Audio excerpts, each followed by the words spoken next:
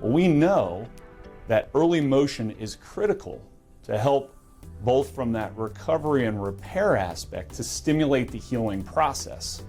The problem is sometimes we're limited in what we can do, particularly when we look at repetitive motion, that we want to be careful that we don't stress the tissue too far, that we recreate the inflammatory process. But we have to stress it enough because the tissue needs enough load to stimulate that healing process at a cellular level.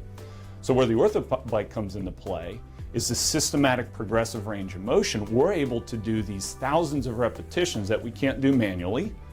And even in the case of having patients do it, in some cases it's apprehensive or they just don't have the comfort level to be able to do that. So with the OrthoBike, we can take this motion down to 55 degrees, which almost all patients coming out of, in this case, talking about more of a total knee replacement or a knee surgery, they have the ability to get 55 degrees of range of motion. They can do it very comfortably on the OrthoBike. So it stimulates that healing process without going into stressing that tissue too much to put it back into the inflammatory process.